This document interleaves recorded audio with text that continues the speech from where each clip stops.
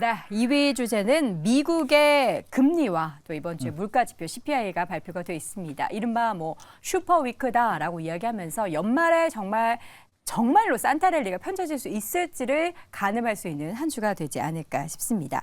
어떤 일정이 있는지 또 어떻게 예상되고 있는지 좀 정리해 볼까요? 일단 FOMC는 우리 경제방송에서는 누구나 항상 주목할 수밖에 없는 건데 12일부터입니다. 그래서 내일부터인데 10일부터 이틀간 올해 마지막 FOMC를 개최합니다. 그래서 연준이 이제 이날에 금리 동결을 할 것이냐, 또 금리 전망치 점도표는 어떻게 될 것이냐, 또 여기에 성장률, 인플레이션, 실업률 전망치 이런 것들을 포함한 12월 종합 경제 전망이 FOMC에서 다뤄집니다. 네, 자 일단 지난주 나온 고용지표는 시장 예상보다 강했지만 점점 계속해서 점진적으로 슬로우해지고 있다는 고용에 또 영향을 받으면서 시장이 올랐습니다.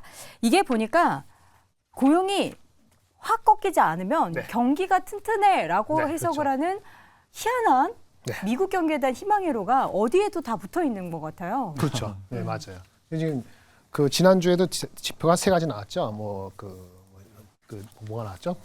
여러 가지 밖에 나왔는데 민간 채용 네, 공고도 네. 있었고 졸트 그거는 보고서도 빠졌어요. 있었고 졸트 보고서는 또 민간 기업 채용도 줄고 나쁜 거가 좋게 반응되고 또 주말에는 좋았죠.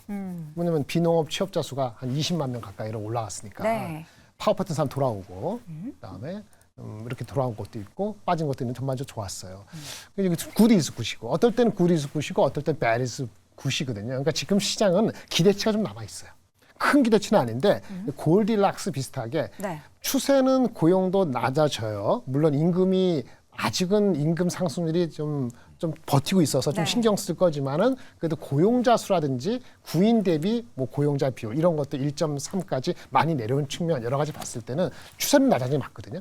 근데 빠르진 않아요. 근데 빠르지 않다는 거에 방점을 두고 임금하고 유가만 보면서 버텨보자 이런 분위기란 말이에요. 근데 시장은 조금 일찍 금리 인하를 반영을 했죠. 네. 그래서 주가가 미리 간 측면이 있으니까 거기서 이제 아리까리한 상황이 되고 있는 거라고 좀 보시면 될 것 같고요.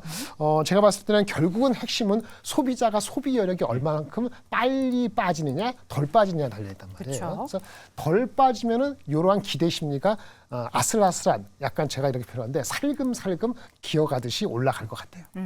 그러다가 이제 소비자가 확 빠지면은 아무것도 필요 없고 진짜 경기 침체에 대한 네거티브 사인 받아들일 텐데 아직 소비가 그렇게 무너지지 않고 있기 때문에 그래서 연말 연초까지는 살금살금 약간의 기대를 가지고 고용지표는 추세가 낮아졌다는 긍정적으로 보고 갈 것 같습니다. 네. 지금 이제 사실 물가 발표되는 그 숫자에 우리는 굉장히 예민하게 반응을 하는데 CPI가 지금 거의 우리가 3% 초반까지 내려와 있단 말이죠. 근데 여기에서 이제 이자로 바뀌는 것을 이제 물론 PC 기준이긴 하지만 CPI가 내려오면 PC도 같이 내려가니까 기대감을 갖고는 있는데 사실 금리 인하 기대감이 주말에는 3월 금리 인하 기대감 조금 다시 내려갔어요. 그렇죠. 이게 그렇죠. 숫자가 한 60 몇 퍼센트 있다가 네네. 40 몇 퍼센트 내려왔는데 요거에 어떻게 의미 부여를 해야 하나요? 일단 아직까지는 인플레이션 관련돼서 여러 가지 얘기는 있지만 좀 더 지켜보자라는 게 좀 더 맞지 않을까라는 생각을 해보고 있습니다. 네. 일단 추세적으로 이제 하향 안정세를 보이고 있다라는 건 다 이제 인정을 하고 있는데 문제는 이제 지금서부터 과연 추가적으로 얼마만큼 빨리 빠질 것이냐라는 부분에 대해서는 아직까지는 좀 시장 전체적으로 퀘스천이다라고 보시면 될 것 같습니다.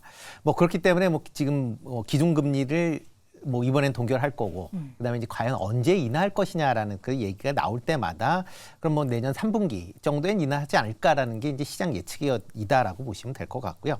조금 전에 말씀하셨듯이 이제 패드워치 기준으로 본다라고 하게 되면 내년에 이제 기준금리를 5월달에 인하할 확률이 49.3%, 그다음에 동결할 확률이 22.6%라고 해서 일단 하락을 하지 않겠느냐라는 이제 기대감은 있습니다. 하지만 시장 전체 연준 입장에서 보면 이런 기준금리 인하가 과연 빠르게 진행될 것이냐라고 보면 아직까지는 좀 퀘스천이다라고 좀 개인적으로 생각을 하고 있는데요. 이유 중에 하나는 아직까지도 이제 70년대의 그런 어떻게 보면 이제 계속 이런 기준금리의 움직임에 따라서 인플레이션이 잡히지 않았었다라는 것에 대한 트라우마가 남아 있다라고 보시는 게 맞지 않을까 싶습니다.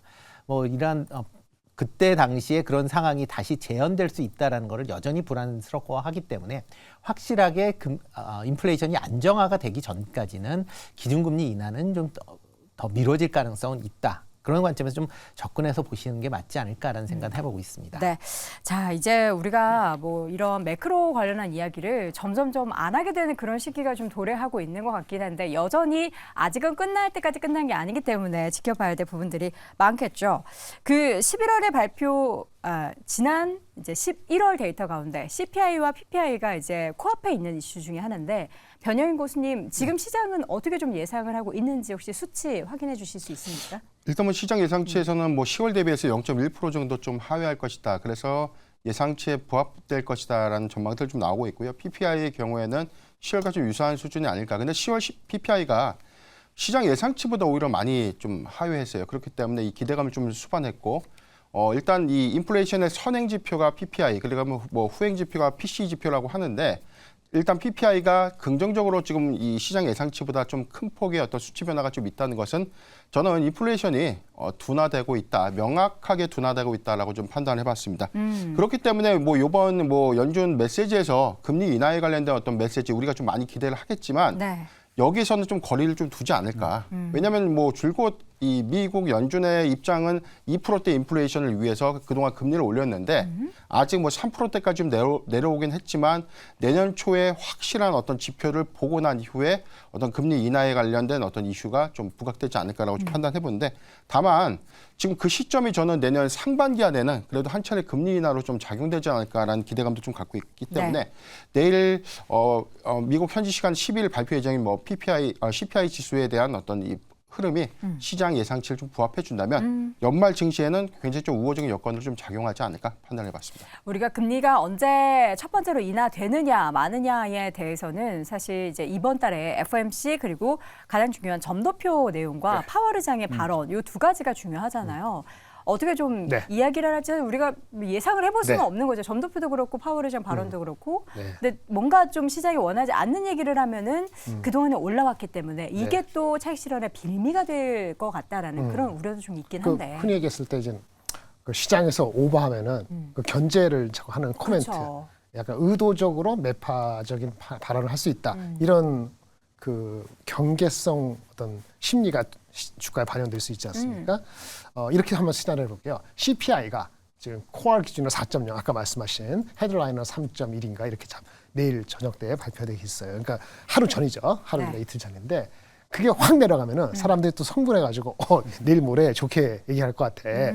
정확히 말하면 점도표가 많이 내려갈 것 같아. 네. 시장이 기대하는 뭐 1%, 1.25% 금리가 내려가는 정도까지는 아니더라도 원래 9월 달에 예상됐던 점도표의 한 두 번 금리 인하가 아니고 네. 조금 더 내려갈 수 있다는 그런 인디케이션을 줄 거다라고 내일 CPI 넘버를 보고 사람들이 반응을 하면은 네. 아마 의도적으로 견제구를 날릴 거예요. 그렇지 않고 밋밋하게 흘러가면은 견제구가 어떤 식일 것이냐. 견제구는 견제구로 끝나야 되거든요. 견제구 갖고 사람 잡으려고 하면은 주자 잡으려다가 견제구 송구 빠지면은 완전히 개떡이 되잖아요. 야구 아시죠? 견제구 너무 세게 던져갖고 뒤로 빠지면 잘 1루 승 몰라요. 몰라요?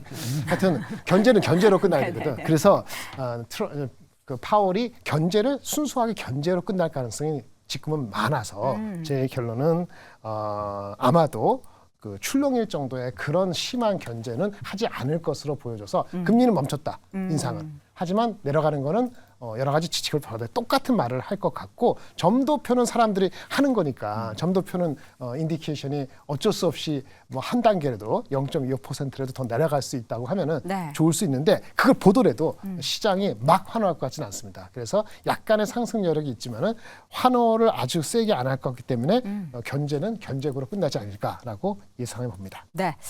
만약에 이번 슈퍼위크에서 부정적인 이야기가 나온다면 제일 우리가 견제해야 되는 업종이 뭔지가 궁금해요. 변형인 교수님.